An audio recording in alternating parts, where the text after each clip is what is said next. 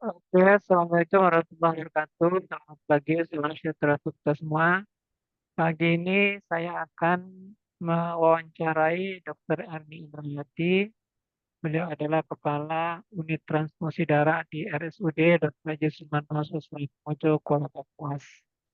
Beliau adalah salah satu penyintas kanker payudara.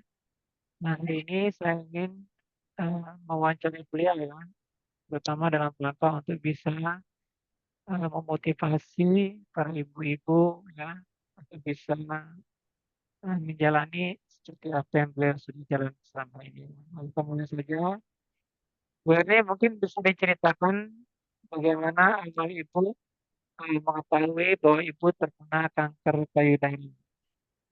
Oke, terima kasih.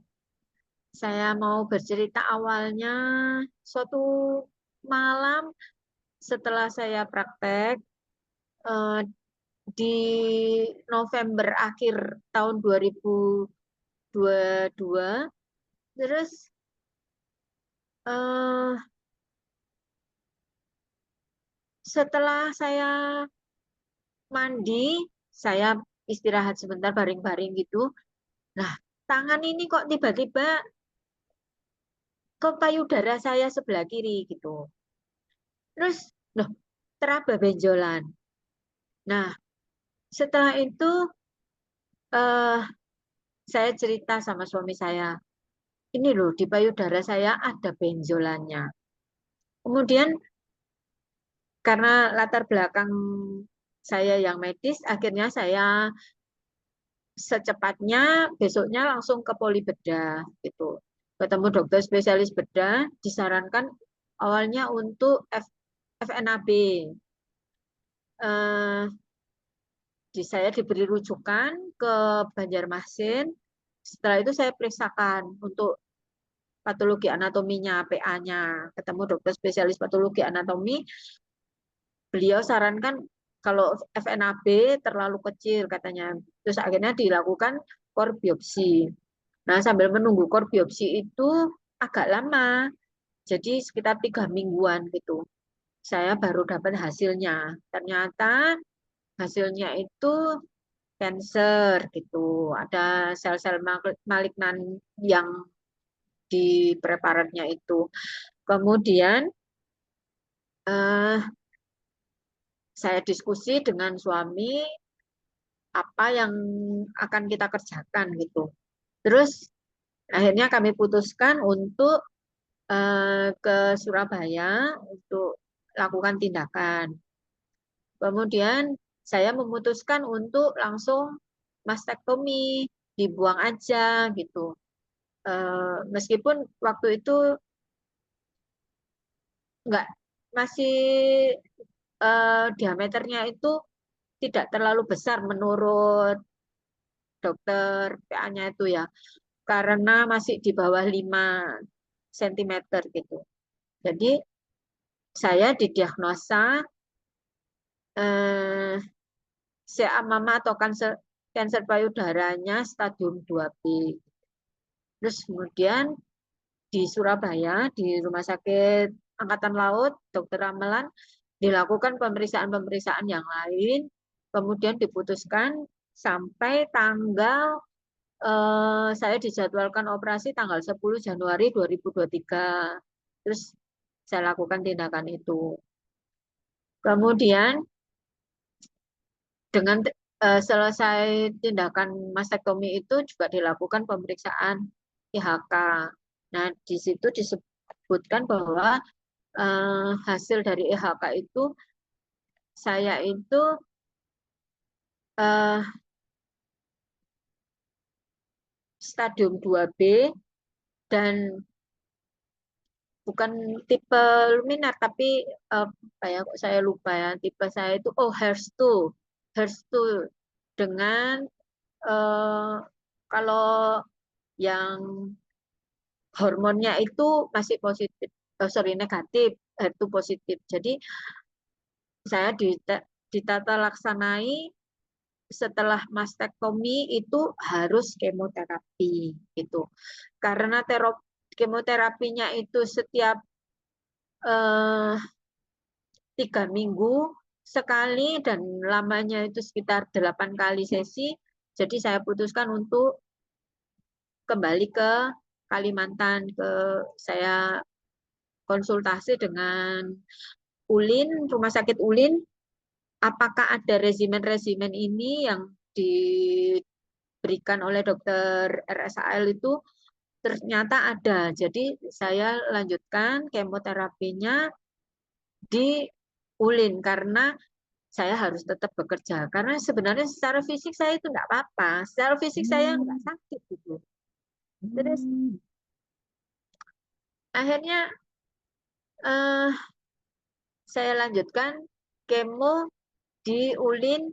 Memang saat kemo awal 1 minggu, setelah kemo itu badan rasanya remuk, tapi setelah itu 2 minggu kemudian saya bisa bekerja dengan seperti biasa gitu. Itu pengalaman saya, Pak.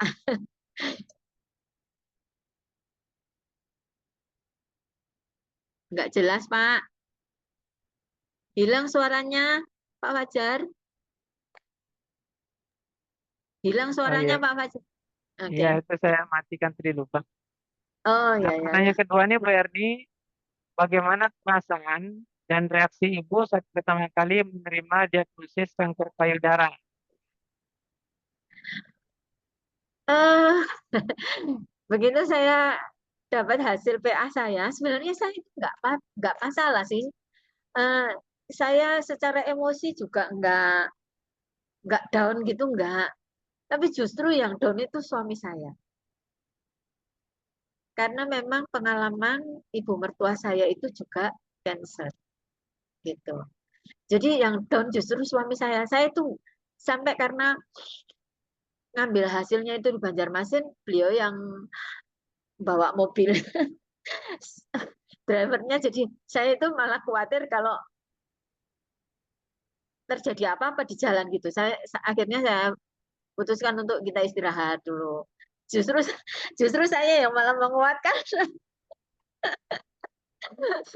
Saya nggak apa-apa gitu. Tapi mungkin karena background kita ya Pak ya. Jadi eh, Mungkin sakit sayangnya Bu ya.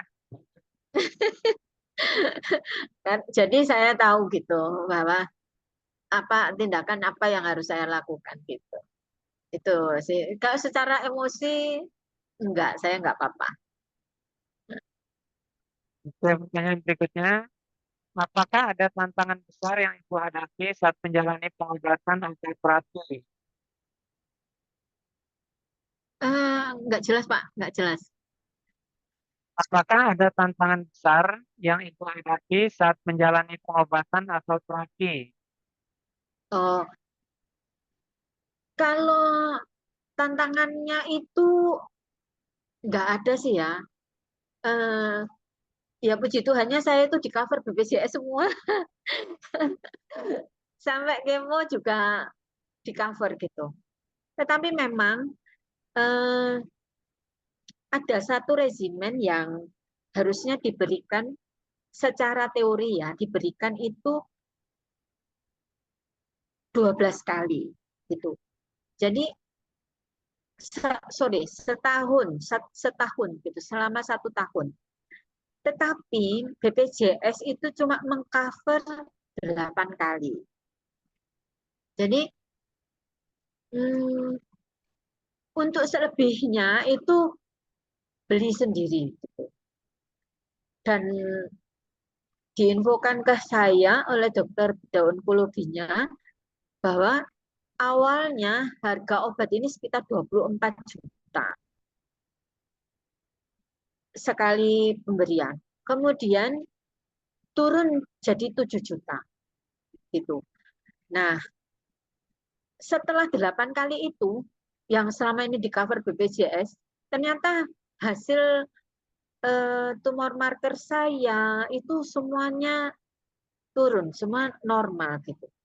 Jadi dinyatakan remisi gitu. Uh, diputuskan oleh dokter bedah onkologinya saya tidak melanjutkan sampai 12 kali. Seperti itu.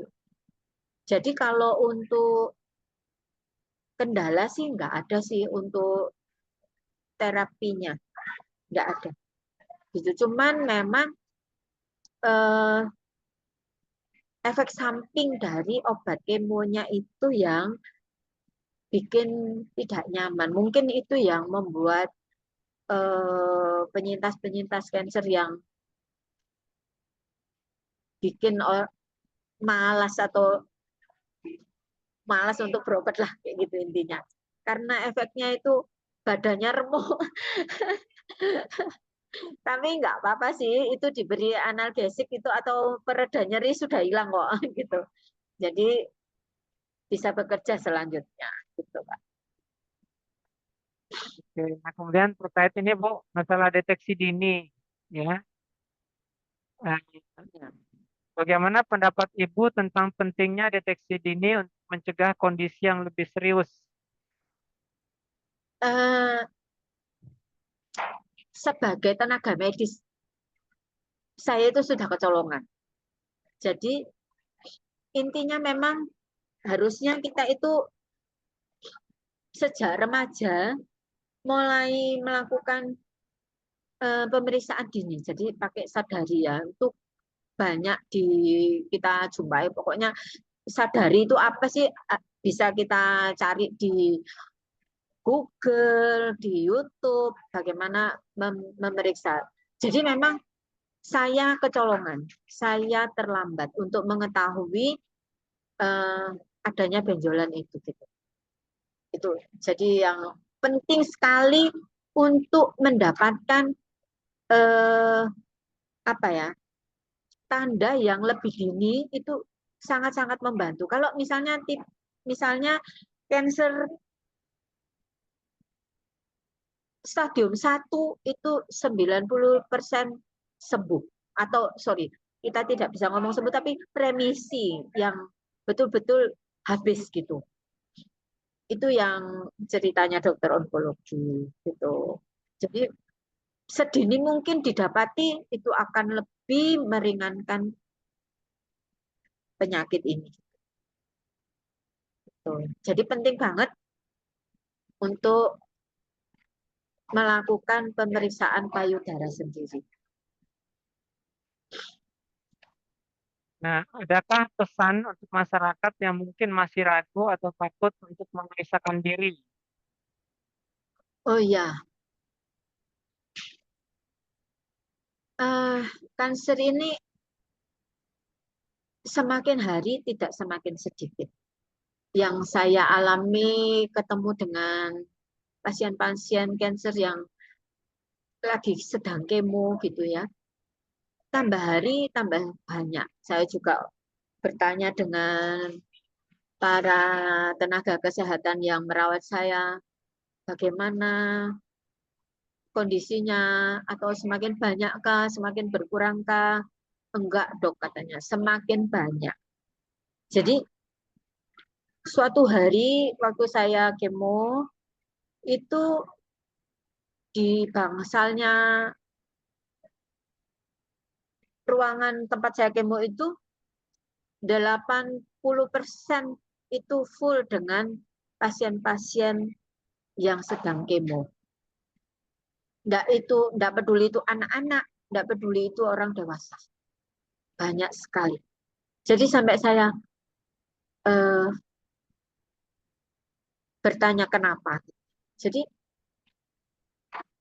intinya enggak usah takut untuk memeriksakan diri.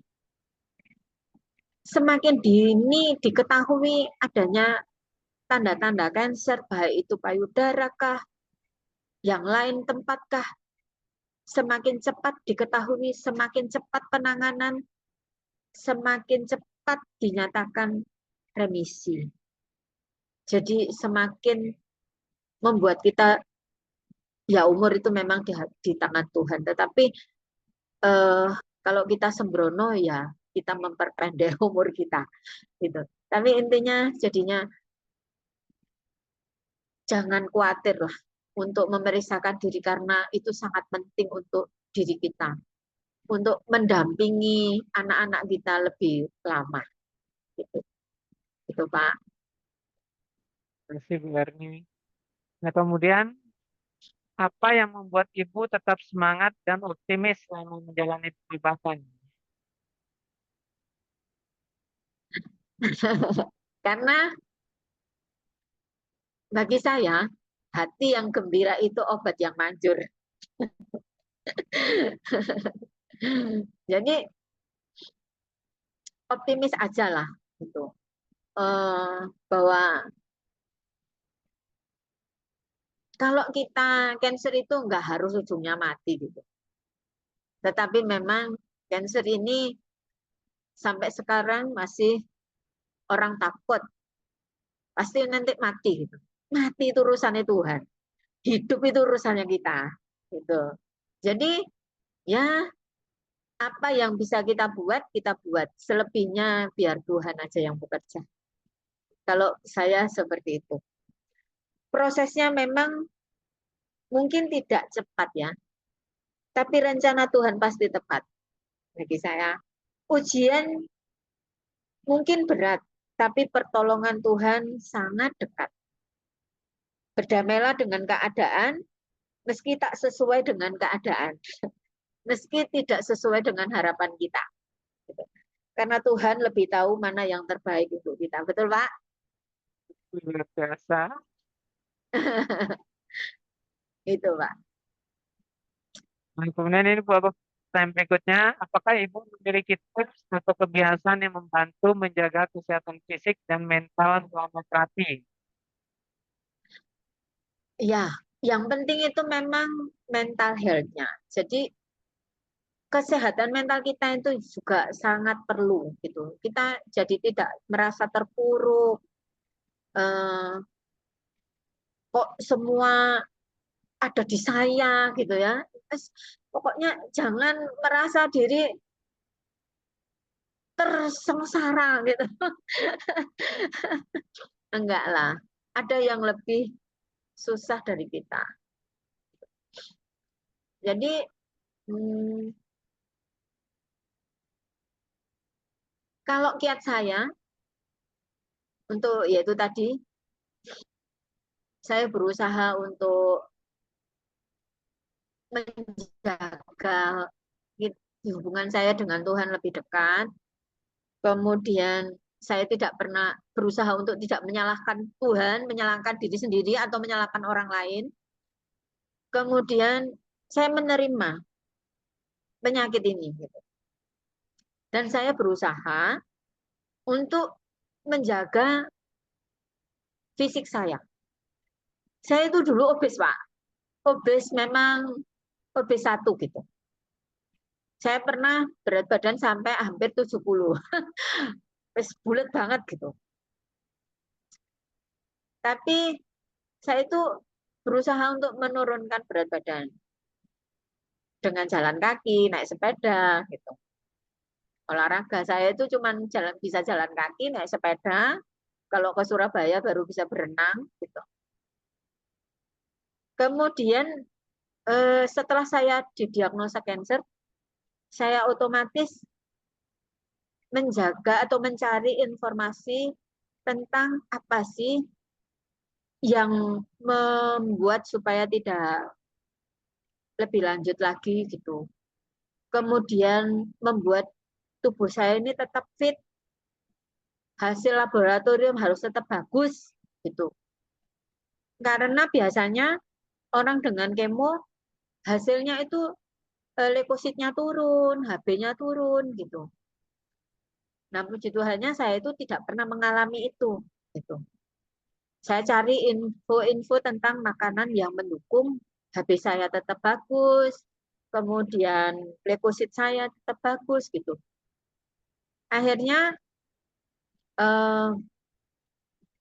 kesimpulan saya bahwa kita mengurangi gula, mengurangi karbohidrat, perbanyak sayuran, perbanyak buah yang otomatis tidak manis ya. Jadi hindari yang buah musiman gitu. Boleh sih namanya pengen. Ya boleh, tapi enggak sebanyak-banyaknya gitu. bukan aji mumpung gitu. Jadi akhirnya saya buat jus sayur, jus buah, salad sayur gitu. Yang tanpa ada pemanisnya gitu. Jadi saya mengurangi konsumsi gula, mengurangi konsumsi asin-asin, mengurangi karbo dan perbanyak serat itu. Jadinya sampai sekarang hasil laboratorium saya itu bagus terus gitu, normal terus, baik itu fungsi hati saya, fungsi ginjal saya, elektrolit saya, itu semuanya bagus. Jadi itu yang mungkin mulut ini memang sulit untuk sulit untuk dikendalikan gitu. Tetapi dengan kesadaran diri bahwa kita harus sehat, pasti kita bisa gitu. Jadi itu yang rasa nikmat itu kan cuma di mulut ya. Karena ada sel-selnya di sana untuk rasa asinnya, nikmatnya, gurihnya semua ada di situ. Tapi setelah masuk ke kerongkongan nggak ada rasanya lagi. Jadi yang beberapa detik itu saja yang harus kita kendalikan. itu itu kiat saya. Terima kasih, Bu Erni. Nah, pertanyaan berikutnya, seberapa besar peran keluarga dan teman dalam perjalanan Ibu melawan kanker? Oke, saya itu sangat bersyukur punya pasangan hidup saya itu care banget dengan saya gitu. Jadi setelah didiagnosa kanker dengan kemo, dengan kekurangan saya yang tidak punya sebelah payudara, cuma punya payudaranya saya cuma satu, dia tidak pernah komplain. Dan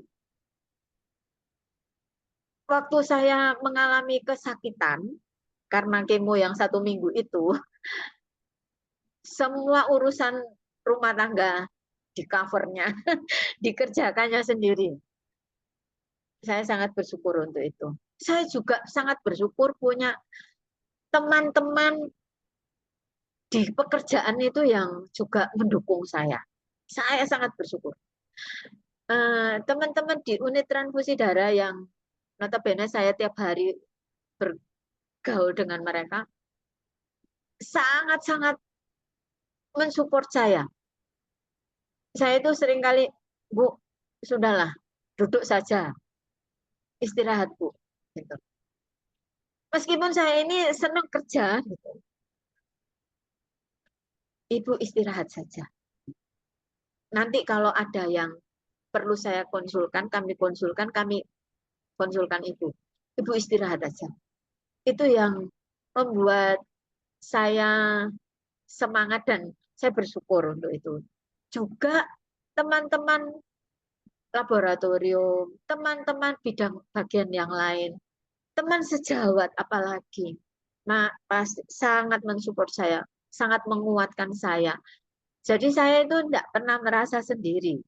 Saya kerja di rumah sakit ini, saya bersyukur banget semua pada care dengan saya. Gitu. Nggak pernah saya dituntut yang berat-berat gitu. Nggak pernah. Itu yang saya rasakan sampai sekarang, Pak. Itu sangat mensupport saya baik secara emosi maupun pekerjaan gitu. Oke, terima kasih, Bu Erni. Kemudian pertanyaan berikutnya, apakah ada komunitas atau organisasi yang Ibu ikuti untuk mendapatkan dukungan emosional? Uh, saya nggak punya komunitas seperti itu, tapi memang saya pernah di Instagram itu saya ikut yang bukan bukan sebagai membernya, tapi mengikuti perjalanannya Pink Indonesia. Jadi itu uh, apa ya, kumpulan dari penyintas gitu. Jadi saya suka melihatnya. Mereka begitu happy gitu ya, enjoy banget menikmati hidup dan tidak terpuruk gitu. Itu yang supporting yang sangat luar biasa juga eh, dari Dr. Fajar sendiri ya, support saya juga gitu. Terima kasih. Oke, pertanyaan berikutnya, apa pesan Ibu untuk wanita yang belum pernah melakukan pemeriksaan payudara sendiri atau memeriksakan diri ke dokter? eh jadi untuk para perempuan di sana, di luar sana, saya pesen ya, kalau nggak punya waktu untuk ke rumah sakit ketemu dokter, cobalah periksa payudara Anda sendiri. Nggak usah berpikir, oh ini ganas, oh ini jinak. Tapi periksa dulu. Begitu ketemu benjolan, berpikirnya adalah semua benjolan di payudara adalah ganas dulu. Sampai ditegakkan bahwa itu tidak ganas. Yes, puji Tuhan. Kalau ganas, cepat diketahui, cepat diobati, cepat sehat. Jadi nggak usah takut, nggak usah malu. Nanti payudara, hal yang sangat-sangat dijaga perempuan, atau hal yang istilahnya itu organ vitalnya perempuan dipegang-pegang. Dokter itu tidak punya pikiran yang seperti itu. Kata dokter Objin pernah ngomong, saya itu balik badan loh, sudah lupa. Jadi nggak usah malu untuk kesehatan kita. Jadi banyak, apalagi kalau ada pemeriksaan misalnya mamografi yang gratis, ikut aja. Nggak usah berpikir, oh itu kalau orang Jawa itu ngomong ngalup. Ngalup itu berpikir, kok sakit duluan gitu. Enggak. Tapi ayolah, cepat diketahui, cepat sembuh. Syukur kalau tidak ada apa-apa. Gitu. Itu yang pokoknya perempuan di sana, di luar sana, jangan seperti saya. Saya ini terlambat mengetahuinya, nggak pintar, kurang pintar saya. Jadi saya seperti ini akhirnya. Tapi Anda yang di sana, ayo rajin-rajinlah, periksa payudaranya sendiri. Seperti itu Pak Wajar. Oke, terima kasih Bu Erni. Nah, kemudian apa yang ingin Ibu sampaikan kepada mereka yang sedang berjuang melawan kanker payudara? Yang penting adalah nggak usah mikir mati gitu. Mati itu urusannya Tuhan. Hidup itu urusannya kita. Jadi saat kita mungkin saat ini sedang menjalani pengobatan, semangat aja. Karena semangat itu yang mensupport kita bisa melawan penyakit ini. Anda tidak sendiri, banyak teman-teman yang lain sesama penyintas juga mengalaminya, tetapi mereka bisa survive. Mereka bisa tetap semangat. Jadi ujian yang kita alami mungkin berat, seperti saya katakan tadi, tapi pertolongan Tuhan itu sangat dekat. Berdamailah dengan keadaan, nggak usah menangis sih. Aduh, saya cancer, nggak usah. Berdamai dengan keadaan meskipun tidak sesuai dengan harapan kita. Tapi Tuhan itu lebih tahu dari apa yang terbaik untuk kita. Saat ini mungkin kita sedang diuji Tuhan. Biar kita naik kelas. Kita semakin dekat dengan Tuhan. Itu Kak, pesan saya. Oke. Nah, setelah semua ini, setelah melalui semua ini, apa yang berubah dalam cara pandang Ibu terhadap kehidupan? Saya bisa lebih dekat Tuhan, lebih menghargai pasangan, ya, yang mungkin kalau waktu lalu saya juga bekerja, gitu ya. Suami juga bekerja, saya juga menghasilkan uang, gitu. Tetapi ada sesuatu yang membuat kondisi ini membuat saya semakin dekat dengan dia, dengan pasangan saya. Sampai kalau dulu saya tidak pernah waktu mungkin awal-awal cinta pertama gitu ya, bisa ngomong I love you. Tapi mungkin dengan perjalanan umur kita gitu, kita tidak pernah lagi ngomong I love you ke pasangan. Sekarang saya bisa ngomong I love you. Dan itu menguatkan beliau juga. Saya juga bisa ngomong I love you pada anak saya. Dan saya semakin sering mengucapkannya.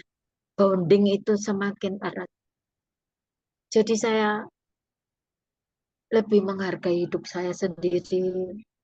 Saya lebih menjaga fisik saya. Kalau dulu mungkin ya kita semua eh, mungkin juga dialami teman-teman seprofesi yang di klinis ya. Jaga malam, wis nggak aturan gitu. Pokoknya masih kuat, jaga terus. Hasilkan uang terus gitu. Ternyata itu salah. Tubuh ini juga perlu rest, perlu istirahat. Gunakan istirahat dengan baik. Jadi saya sekarang lebih menghargai. Saya menghargai hidup ini. Makanan juga yang tetap yang terbaik, bukan terbaik dan termahal bukan, tapi cukup gizinya gitu. Kemudian saya menghargai hidup ini dengan lebih banyak berolahraga. Meskipun dengan keterbatasannya ya, mungkin cuma ada di stretching apa yang bisa dikerjakan tubuh ini gitu. Kemudian saya lebih menghargai hidup ini dengan menghargai orang lain, mengasihi mereka, mencintai orang-orang di sekitar saya yang juga mensupport saya. Itu Kak, Oke, saya beri pertanyaan, ini. pertanyaan berikutnya Bu, apa harapan Ibu untuk peningkatan kesadaran masyarakat tentang kanker payudara?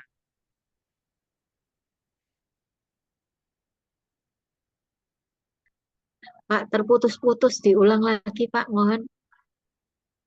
Apa harapan Ibu untuk peningkatan kesadaran masyarakat tentang kanker payudara? Oke, kanker payudara ini merupakan kanker yang terbanyak mungkin, yang dialami tidak hanya di Indonesia, tetapi di seluruh dunia. Oleh sebab itu, yang penting itu tadi, sadari pemeriksaan payudara sendiri. Itu yang terpenting, yang bisa kita kerjakan sendiri tanpa perlu alat-alat yang canggih. Jadi perempuan-perempuan di sana, di luar sana, ayo memeriksa payudaranya sendiri. Juga saya pesan juga kepada teman-teman tenaga kesehatan, jangan apa ya, malas-malas untuk mengedukasi perempuan-perempuan yang di sana, yang di luar sana, yang tidak terjangkau dengan teknologi mungkin yang di ujung-ujung benua yang bisa Anda jangkau. Ayolah, ajari mereka mengenal tentang kanker payudara yang bila terlambat diketahui untuk sembuhnya menjadi sulit. Jadi, ayo kita sama-sama bergandeng tangan mengurangi penyakit ini supaya ibu-ibu yang sehat tentunya bisa mendampingi anak-anaknya sampai usia lanjut, sampai anak-anaknya beranak cucu. Nah, itu perlu dukungan dari kita-kita yang mengetahui betapa kanker payudara ini bisa dicegah sedini mungkin dengan pemeriksaan payudara sendiri. Ajari perempuan-perempuan di sana untuk bisa memeriksa payudaranya sendiri. Itu, Pak. Oke, terima kasih banyak Bu Erni. Ini sudah habis nih pertanyaannya. Iya. Oke, ada lagi yang terakhir yang ingin disampaikan untuk para pendengar. Yang pertama yaitu tadi, kanker payudara ini bila ditemukan secara dini, sedini mungkin, sembuhnya itu sampai 90%. Bila lambat disembuh, bila lambat ditemukan, sembuhnya cuma 30%. Jadi, ayo rajin-rajin meraba payudaranya sendiri. Kemudian kalau ketemu, cepat-cepat datang ke dokter. Jangan ke dukun. Jangan pakai obat kampung dulu. Pokoknya ketemu dulu, diobati dulu, didiagnosa dulu. Ini ganas atau tidak? Syukur kalau bukan. Tidak ganas. Ya, jadi jangan malas-malas. Periksa payudara sendiri. Jaga kesehatan dengan tetap banyak makan sayur, buah, kurangi gula, kurangi asin, kurangi karbo. Dan jangan lupa tetap bergerak. Aktivitasnya tetap dijaga. Meskipun cuma jalan 30 menit sehari, itu sudah sangat membantu. Tetap sehat, tetap semangat jalani hidup ini. Sakit itu kita yang tentukan sembuhnya. Dan Tuhan tentunya. Soal mati, serahkan ke Tuhan. Soal hidup, ayo kita jalani sama-sama dengan baik. Terima kasih Pak Fajar sudah Terima mengundang. kasih banyak Bu Erni. Mudah-mudahan ini bisa menjadi inspirasi untuk teman-teman yang lain. Oke, terima kasih atas wawancara kita hari ini. Saya cukupkan sekian. Terima kasih. Assalamualaikum warahmatullahi wabarakatuh. Selamat pagi.